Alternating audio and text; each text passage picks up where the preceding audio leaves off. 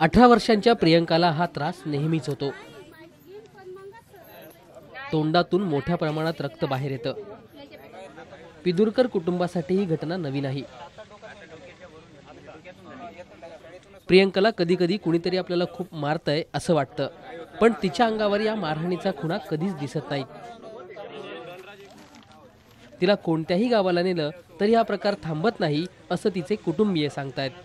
तिच्या अंगावरचा कपडा फाडून त्याची बाहुली तयार करून ती कुणाच्या तरी घरात सापडते असेही कुटुंबीय सांगतायत। आता गावकऱ्यांनीही हा प्रकार पाहिलाय आणि त्यांच्या मनात दहशत निर्माण झाली आहे। 8 दिवसांपूर्वी पिदुरकरांच्या घराजवळ गोठ्यानं पेट घेतला होता। गोठा जळण्याची ही घटना दोनदा घडली आहे। हे वायर पुरं इलेक्ट्रिक तार पुरा जरण्यात आला। 2 दिवस हे कुरपटत राहिलं, मग त्यानंतर हे इजवण्यात आलं, हे उकलण्यात आलं, पुरं पुन्हा टाकण्यात आलं, त्यानंतर पुन्हा 2 दिवसांनी ते पेटण्यात आलं। हे पेटण्यात आलं आम्हाला वाटलं असं बा म्हणून 2 दिवस हे कृत्य घडल्यानंतर हे कृत्य घडलं। प्रियंकाला होणारा त्रासही पिदुरकर कुटुंबियांना याआधी अनेक वेळा झालाय। त्यात त्या घरातील जगन पिदुरकर हा 16 वर्षांचा तरुण, मुकेश पिदुरकर हा 4 वर्षांचा लहानगा आणि सुनबाई रीना पिदुरकर अवघ्या 8 ते 9 महिन्यांच्या अंतरानं दगावलेत।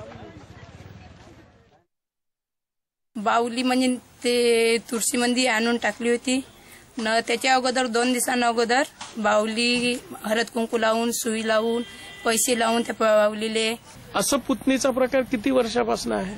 4 वर्षापासून आहे। म्हणजे त्याच्यात वानावानाच्या तिच्या बिमाऱ्या, म्हणजे एकदम दातकड्या बसणं, मग चक्कर मारणं, हातपाय लुले पडणं, मुक्की होणं, म्हणजे वेगवेगळे तिच्या हे नाका तोंडातून रक्त येणं, म्हणजे वेगवेगळे आहे तिचे।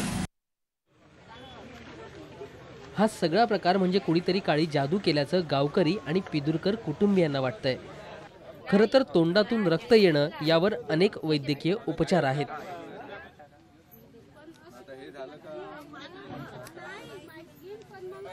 घरातल्या 3 व्यक्ती गमावलेल्या पिदुरकर कुटुंबानं प्रियंकावर उपचार करणं गरजेचं आहे, पण तसं मात्र होताना दिसत नाही।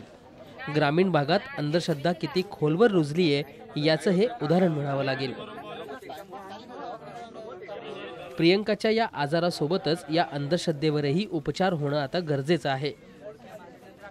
राजू निमसटकर, जय महाराष्ट्र, यवतमाळ।